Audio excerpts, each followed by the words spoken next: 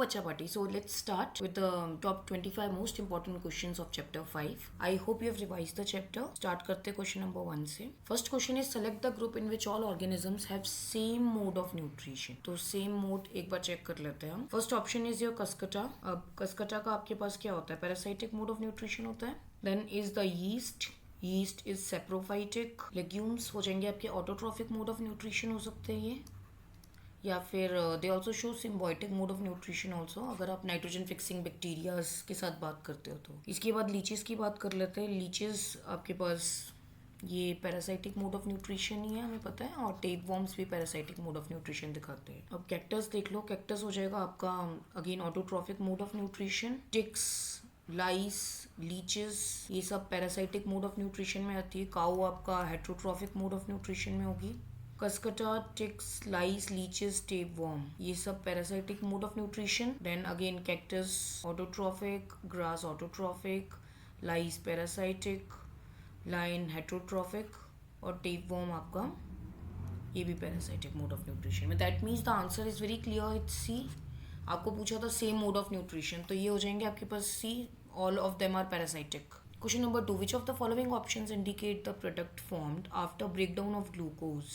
Breakdown of glucose आपसे basically पूछा है in our muscle cells when there is lack of oxygen. तो हमें पता है कि glucose in the presence of oxygen आपको carbon dioxide and water and then largest amount of ATP molecules दे देगा. Almost 36 to 38 ATP molecules will get in that.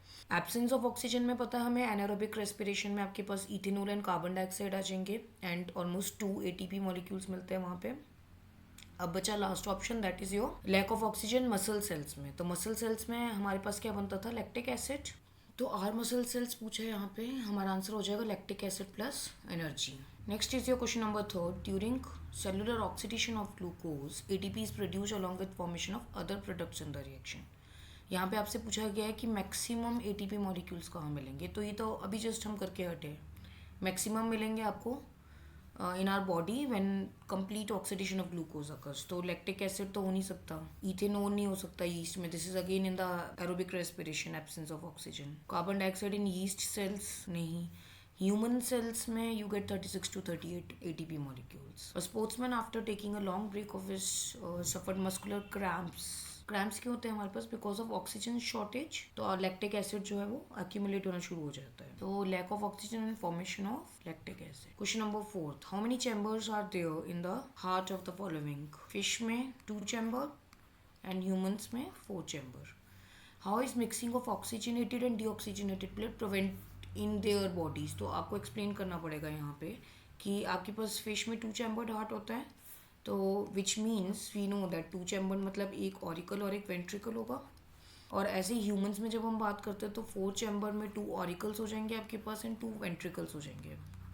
Fish में mixing minimise कैसे होगी? With the help of the single circulation. तो fish में आपके पास एक auricle और एक वेंट्रिकल है, तो क्या होगा? जो ऑक्सीजन है वो from the air it will move to the gills and gills से वो पूरी बॉडी में डिस्ट्रीब्यूट हो जाएगी आगे. ठीक है. सो सिंगल सर्कुलेटरी सिस्टम है, ब्लड पास करेगा. सिंगल सर्कुलेटर मतलब एक बार the blood is going to pass through the heart once only. So that will avoid the mixing of oxygenated and deoxygenated blood. और हमारी बॉडी में तो हमें पता है कि सिस्टम ऑलरेडी बहुत एफिशिएंट है क्योंकि यू हैव द सेप्टम. आप जब स्ट्रक्चर ऑफ द हार्ट बनाते हो तो आपके पास बीच में सेप्टम होता है विच divides your left and the right side of your heart, which means it will avoid the mixing of oxygenated deoxygenated blood. Next question is your during which of the following stages of circulation of blood in normal human being the oxygenated blood is pumped to all parts of the body. तो इसके लिए आपको heart का structure पता होगा.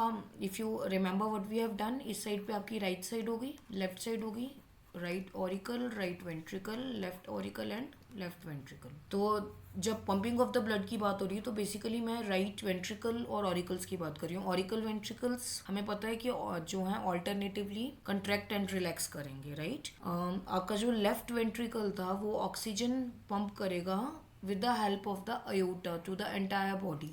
पूरी body में oxygenated blood pass होगा. This is what they are asking you here. और राइट वेंट्रिकल आपको याद होगा कि डीऑक्सीजनेटेड ब्लड पास करता था from the pulmonary vein, that's the largest vein of your body. So oxygenated blood is pumped. यहाँ पे आपसे पूछा गया है तो it will be from the contraction of the left ventricle. देखो इसमें एट्रियम्स का तो कोई रोल नहीं है. लेफ्ट एट्रियम और राइट एट्रियम का कोई रोल नहीं है, तो बचा सिर्फ लेफ्ट वेंट्रिकल राइट वेंट्रिकल। उसमें हमें क्लियर होना चाहिए कि लेफ्ट वेंट्रिकल से आपका ऑक्सीजनेटेड ब्लड पंप होता है अयोटा की हेल्प से, और राइट वेंट्रिकल से आपका डीऑक्सीजनेटेड ब्लड जो है वो लंग्स की तरफ जाता है with the help of pulmonary veins. Which of the following adaptations in herbivores help in digestion of cellulose. अब जो सेलुलोज है वो डाइजेस्ट होता है बाय सेलुलेज एंजाइम। यहाँ पे लार्ज इंटेस्टाइन जो है वो हेल्प करेगी इन the digestion of the cellulose और मैक्सिमम न्यूट्रिएंट्स जो है वो लिए जा सके उस टाइम पे। Next is your question number 7, list the steps for synthesis of glucose by the plants. Okay, glucose synthesis कैसे होती है प्लांट्स में? ये बेसिकली आपको वो फोटोसिंथेसिस वाले स्टेप पूछे जा रहे हैं यहाँ पे। तो क्या था? Absorption of sunlight by chlorophyll, उसके बाद क्या हो रहा था आपका light energy to chemical energy change हो रही थी, वाटर मॉलिक्यूल स्प्लिट हो रहे थे, फोटोलाइसिस बोलते हैं जिसको हम, ठीक है। उसके बाद आपके जो है लाइट एंड डार्क रिएक्शंस होते हैं बेसिकली आपके। उसके बाद आपका कार्बन डाइऑक्साइड जो है वो it will get reduce to, reduction हो जाएगी उसकी टू कार्बोहाइड्रेट्स में, that will result in formation of glucose, ठीक है। What special feature is found in desert plants. अब डेजर्ट प्लांट्स को आप जीरोफाइट्स भी बोल देते हो, तो जीरोफाइट्स में ऐसे क्या स्पेशल फीचर्स हैं? स्पेशल फीचर हो जाएगा उनका वो स्टोमेटा क्लोज कर लेते हैं अपना during the day and it will open at the night so that they can conserve the water. Next question हो गया आपका, what is the internal energy reserve in plants. तो जी इंटरनल एनर्जी रिजर्व क्या है? ये हमें पता है प्लांट्स में it is going to be your starch, और एनिमल्स में हमारे पास क्या हो जाता है? ग्लाइकोजन, ठीक है। ये एनसीईआरटी में आपको दे भी रखा है, glycogen in animals and starch in plants. How desert plants perform photosynthesis if their stomata remains close during the day. तो यहाँ पे अब आप एक्सप्लेन कर सकते हो कि क्या होगा आपके पास। ये हमने पॉइंट किया भी है वीडियो में, राइट? Do check it. आपने डेजर्ट प्लांट्स क्या करते हैं, अब देखो डे लाइट में तो they are going to close their stomata, so there is no exchange of water. तो नाइट टाइम पे क्या होगा, वो कार्बन डाइऑक्साइड को लेंगे, they will take the carbon dioxide and they are going to make sure that that carbon dioxide changes into some acid, कोई organic acid या malic acid जो है उसमें कन्वर्ट करेंगे वो कार्बन डाइऑक्साइड को। अब during the day when their stomata is closed, उस टाइम पे आपका जो है ये कार्बन डाइऑक्साइड रिलीज होगी from the malic acid and it is going to be use in your photosynthetic reactions. जो हम लाइट और डार्क रिएक्शंस की बात करते हैं वहाँ पे यूज होगा फोटोसिंथेसिस में, even in absence of the stomatas. That is how they can prevent the loss of the water also, but they can make sure that photosynthesis reaction occurs. ठीक है, ये लिखेंगे हम इसमें। Next is differentiate between the alveoli and nephrons on the basis of following points. Okay, so alveoli and nephrons पता है हमें, their structure and location। तो लोकेशन alveoli होते हैं आपके लंग्स में और नेफ्रॉन्स होंगे जी आपके किडनीज में। स्ट्रक्चर की बात करोगे आप तो एल्वेलाई आपने देखा होगा बेलून शेप्ड स्ट्रक्चर है आपके पास, जहाँ पे एक्सचेंज ऑफ गैसेस हो रहे हैं बेसिकली। और नेफ्रॉन्स आपके पास जो हैं वो ट्यूबुलर शेप्ड स्ट्रक्चर्स हैं, ट्यूब लाइक स्ट्रक्चर्स हैं उनके, बहुत छोटे ट्यूब लाइक स्ट्रक्चर्स को आप ट्यूबुलर स्ट्रक्चर्स बोल रहे हो। फंक्शन क्या है? एल्वेलाई गैशियस एक्सचेंज में हेल्प करता है, ऑक्सीजन कार्बन डाइऑक्साइड एक्सचेंज में, और नेफ्रॉन्स जो है वो फिल्ट्रेशन में हेल्प करता है और यूरिन फॉर्मेशन में हेल्प करता है। नेक्स्ट है what is the purpose of making urine in the human body. So purpose क्या है यूरिन का? यूरिन होगा तो it is going to help out in eliminating the waste from your body. आपकी बॉडी से जितने भी टॉक्सिन्स है, एक्सेस वाटर है, यूरिया है, वो सारा बॉडी वेस्ट यूरिन की फॉर्मेशन से ही बाहर जा रहा है, ठीक है। So kidneys are of course going to help out in making of the urine. Name the organs that store and release. अब स्टोरेज कहाँ पे हो रही है आपकी? अब यहाँ बात करते हैं स्टोरेज की, तो स्टोरेज हो रही है आपकी ब्लैडर में, यूरिन स्टोर होगा ब्लैडर में, और रिलीज कहाँ से होगा? रिलीज होगा आपका यूरेथ्रा से। अब यूरेटर्स और यूरेथ्रा में बड़ा कन्फ्यूजन हो जाता है बच्चों को। यूरेटर्स जो है वो सिर्फ यूरिन ट्रांसपोर्ट कर रही है from kidney to the bladder, और जो यूरेथ्रा है that is a tube which is going to help out in the exit of the urine. Next is explain the mechanism by which water is transported in plants. ठीक है जी, mechanism क्या है आपके पास? ठीक, जब मैं मैकेनिज्म की बात कर रही हूँ तो 3 वर्ड्स यहाँ पे लिखने बहुत ज़रूरी है। एक तो ट्रांसपिरेशनल पुल। ट्रांसपिरेशनल पुल का मतलब है यहाँ पे आप ट्रांसपिरेशन प्रोसेस समझाओगे पहले कि ट्रांसपिरेशन क्या होता है। आपकी लीव से वाटर निकल रहा है तो that is one of the main driving force, ठीक है। मेन ड्राइविंग फोर्स क्यों है? क्योंकि वहाँ से एवेपोरेशन हुआ तो ऑफकोर्स नीचे वाटर प्रेशर डिक्रीज कर जाएगा, सो उसके कारण वाटर जो है it will move from the roots, it will move in the upward direction. Second force आप यहाँ पे लिखोगे that is your capillary action. Capillary action हो गई आपके पास. आप यहाँ बात कर सकते हो adhesion and cohesion forces of water. Cohesion मतलब आपस में जो वाटर मॉलिक्यूल्स एक दूसरे से जुड़े होंगे, of course because of the bonding in between them. और एडिशन हो गया आपका वाटर मॉलिक्यूल जाइलम वेसल्स के साथ स्टिक होंगे because of the bonding between them. तो because of cohesion and adhesion forces, this is capillary action, right. Water is going to move in the upward direction. और third factor मैं इस mechanism में लिखूंगी, that is root pressure. यहाँ पे आप एक एक्सप्लेनेशन देके नहीं आओगे कि जस्ट ट्रांसपिरेशनल पुल आपने लिखा, नहीं. All the three things along with their explanation. Root pressure क्यों डेवलप हुआ है? रूट प्रेशर का मतलब क्या हुआ कि आपके जो वाटर मॉलिक्यूल ट्रांसपोर्ट हो रहे हैं वाटर एंड आयन जाइलम से, अब यहाँ पे क्या होगा, because of change in the concentration, जो आयन्स हैं जो वाटर में सोल्यूट्स हैं उसकी कंसंट्रेशन चेंज होने के कारण एक प्रेशर क्रिएट होगा because of which the water is moving in the upward direction. ठीक है.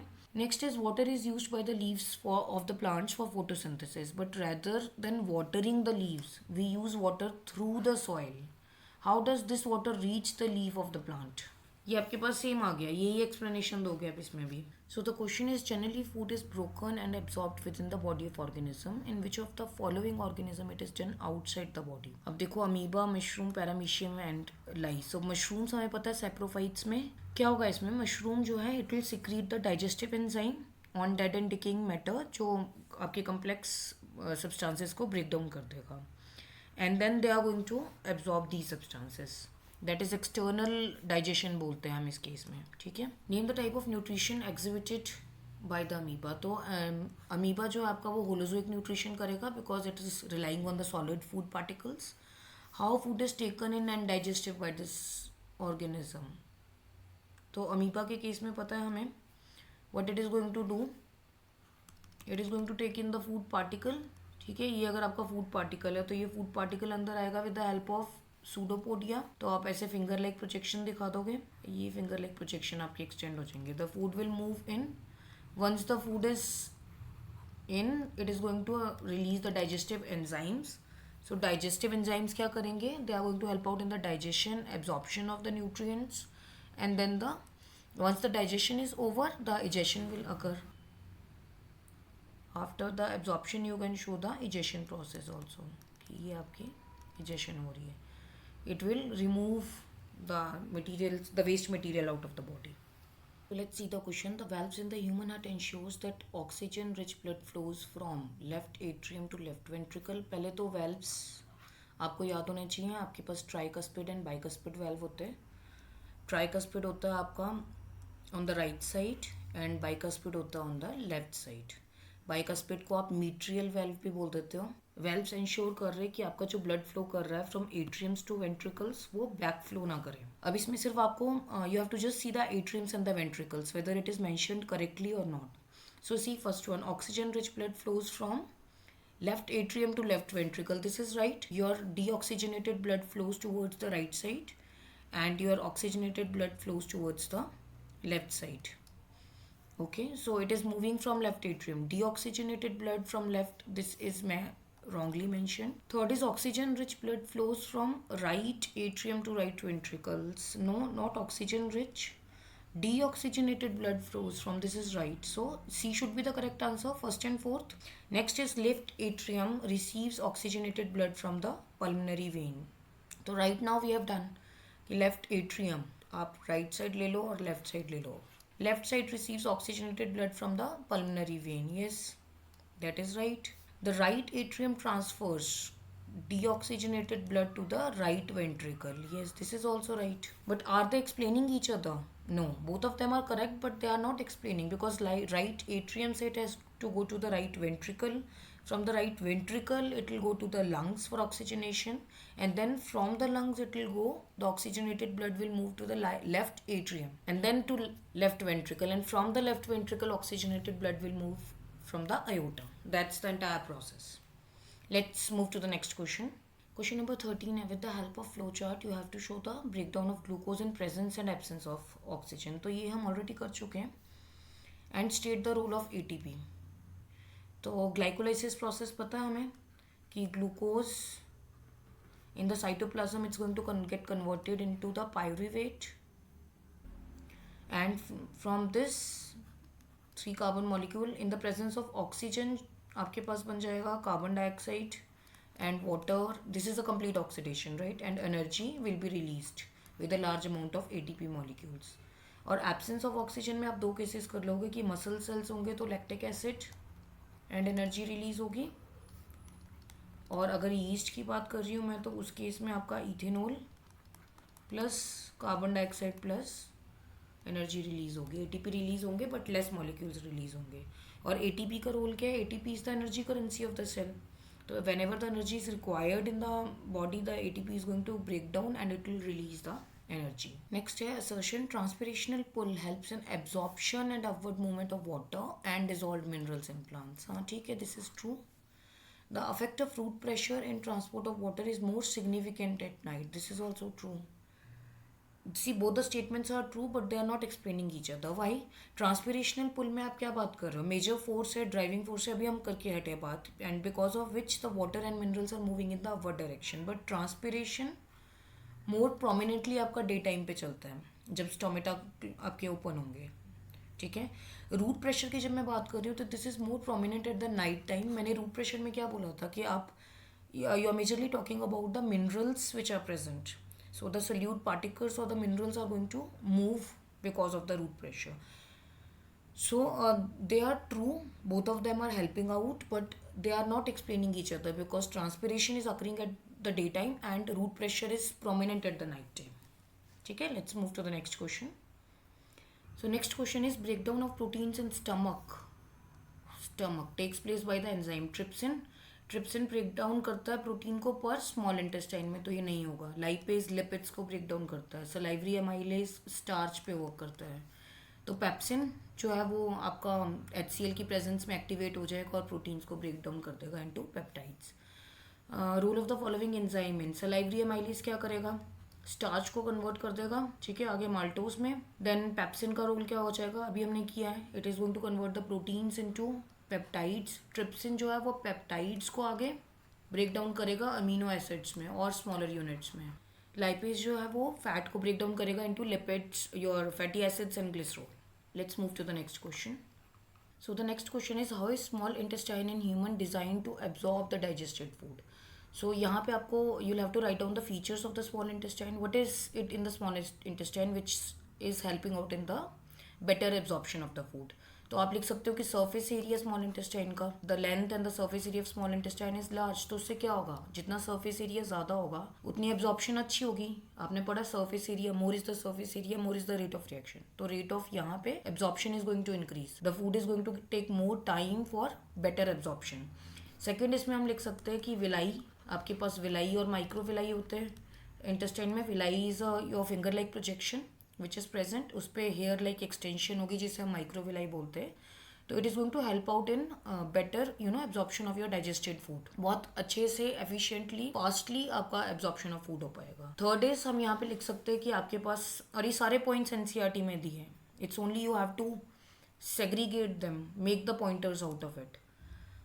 You can write down the good rich blood supply or blood capillaries are present across the villi. So वो blood capillaries जो हैं they are going to help out in better absorption of your sugar and amino acids and minerals, and all those substances will get easily absorbed in it. So ये 3 points हम लिख सकते हैं for better absorption. जी next question है आपका. Human beings में when the process of digestion is complete the proteins, carbohydrates and fats are respectively converted into. तो ये हमें पता है प्रोटीन्स जो है आपके ये बेसिकली चेंज हो जाएंगे पेप्टाइड्स में, देन पेप्टाइड से भी आगे अमीनो एसिड्स में. That's the last smaller unit. Carbohydrates आपके जो है वो चेंजेस हो सकते हैं आपके बिकॉज पॉलीसेक्राइड्स होते हैं. वो polysaccharide means larger sugar molecules. तो they are going to get converted into maltase, lactase, sucrase, ऐसे अलग अलग फॉर्म्स होंगे और अल्टीमेटली वो आके ग्लूकोज में चेंज होंगे. ऐसे ही फैट्स की जब मैं बात कर रही हूँ तो वो फैटी एसिड्स और ग्लिसरॉल दोनों. ठीक है, तो अब यहाँ पे आपके पास ऑप्शन होनी चाहिए भी amino acid, glucose and fatty acid and glycerol, अकेला फैटी एसिड नहीं. ठीक है. Next is assertion in human heart ventricles have thicker muscular walls. Yes of course ventricles के पास थिक मस्कुलर वॉल्स क्यों है? Because they have to carry the blood with more of the pressure. Right ventricle की बात करूं चाहे left ventricle की बात करूं, ventricles have to pump the blood into various organs. Yes, this is also true, this is also true, and both of them are justifying each other. Why do arteries have thick and elastic walls? अब arteries की thick walls क्यों होती है? Because arteries always carry the blood away from the heart.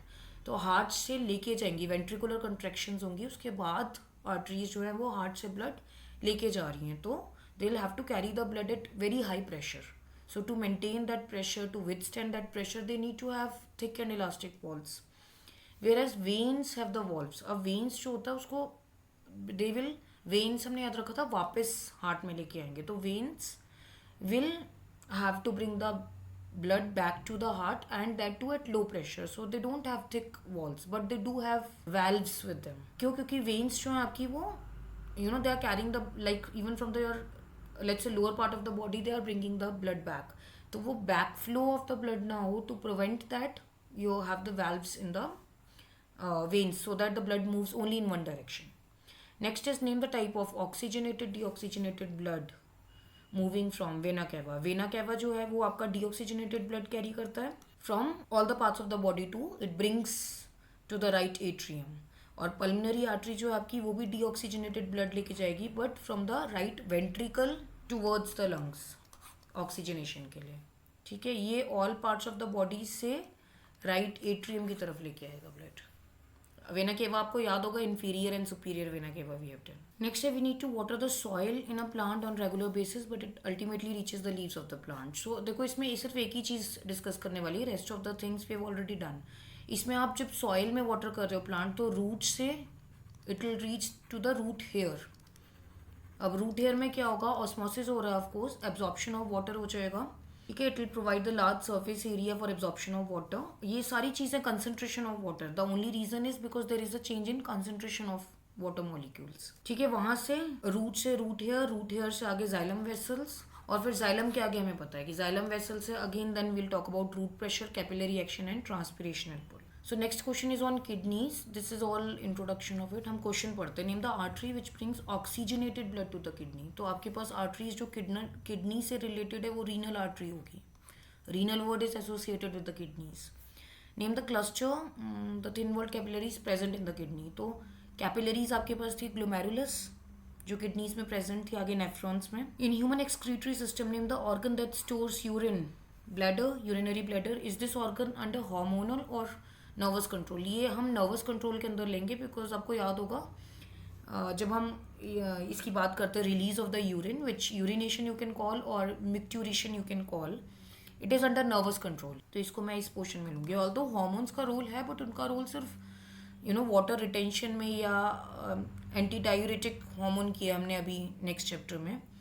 If you have seen that video तो you would be knowing कि hormones का control storage of water और release of water में है, but release of urine nervous control में आएगा.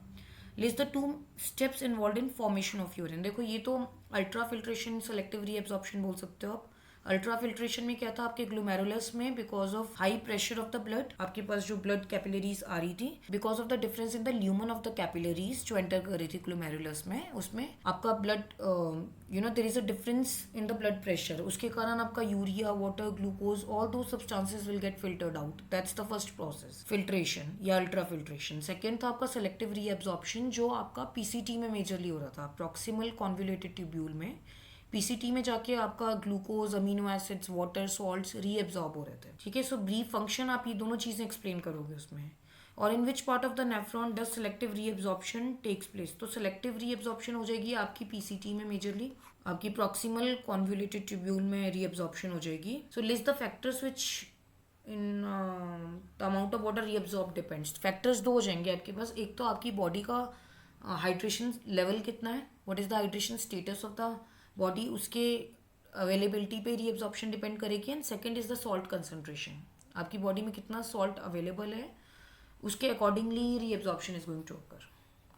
ठीक है, next is passage of air through respiratory tract. ये तो डायरेक्ट क्वेश्चन है आपके पास. देखो इसमें पैसेज नोस्ट्रल से नेजल कैविटी से, लैरिंग्स नहीं हो सकता पहले, आपका फेरिंग्स, लैरिंग्स, ट्रैकिया, ब्रोंकाई, यहाँ पे भी लैरिंग्स पहले आ गया, यहाँ ब्रोंक्यूल्स पहले आ गया, ऑर्डर गलत हो गया तो बी हो जाएगा।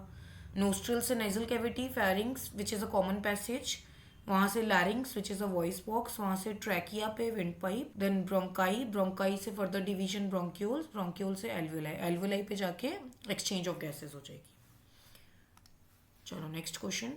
So next here in plants waste material like resins and gums are stored in leaves that fall off. देखो जो leaves fall करती है वो store करती है waste material but excess of salts, resins and gums नहीं। Old xylem yes, phloem तो transportation of food का काम करती है। Cellular vacuoles में temporarily आप storage कर सकते हो but permanently when it is moving out it will move through old xylem। तो जाइलम में ही आपके पास रेजिन्स, गम्स, टैनिन्स, ऑयल्स ये सब स्टोर्ड होंगे। तो ओल्ड जाइलम जो होगा, जैसे जैसे जाइलम की न्यू लेयर बनती जाएगी, ओल्ड जाइलम में आपके पास all the storage will occur in this.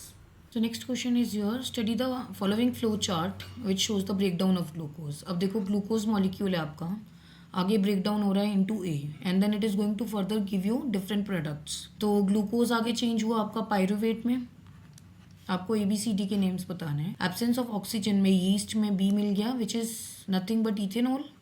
In C that is muscle cells में, मसल्स में आपके पास लैक्टिक एसिड और एनर्जी बन गई।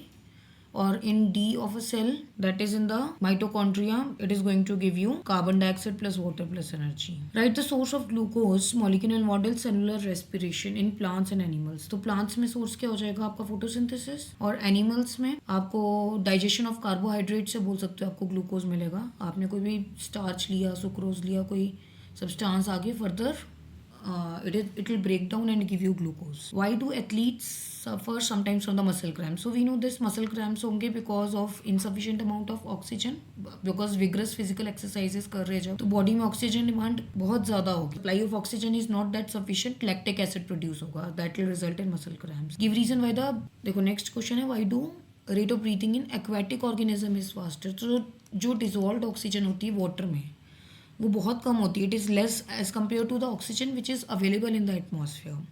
तो अपनी ऑक्सीजन रिक्वायरमेंट कंप्लीट करने के लिए of course they have to breathe rapidly, इसलिए वो फास्टर ब्रीथ करते हैं। Let's move to the next question. So the last question is given below is a diagram, you have to name the parts A and B. अब A आपके पास हो जाएगा palisade mesophyll, ये हमने कर रखा है वीडियो में। पैलिसेड मीजोफिल जो होता है आपका basically it is going to be a main site of photosynthesis because यहाँ क्लोरोफिल जो है आपके बहुत ज्यादा प्रेजेंट होंगे। तो लोअर पार्ट पे आपका जो B पार्ट हो जाएगा that is going to be stomata या guard cells which are going to help out in gas exchange and transpiration. Name the two tissue in vascular bundle in which way they help. तो यहाँ xylem और phloem की बात करेंगे, हम already discuss कर चुके हैं। Xylem water and mineral transportation और फ्लोएम फूड ट्रांसपोर्टेशन के काम हेल्प करेगा आपकी। So in the experiment light is essential for photosynthesis. Why does the uncovered part of the leaf turn blue black after putting iodine solution. अब iodine solution क्या है, iodine test है आपका starch की प्रेजेंस के लिए। तो जब आप एक्सपेरिमेंट देखोगे तो विल बी एबल टू सी कि जो uncovered part of the leaf है वहाँ पे फोटोसिंथेसिस हो रहा है आपका। तो जो that basically this is an evidence to show you that photosynthesis occurred in that part. तो वहाँ पे फोटोसिंथेसिस हुआ, स्टार्च की फॉर्मेशन हुई and that is the reason that it's confirming that the starch is present, that it turns blue black. ठीक है, that's it for now. Thank you so much, bye bye, keep revising, bye.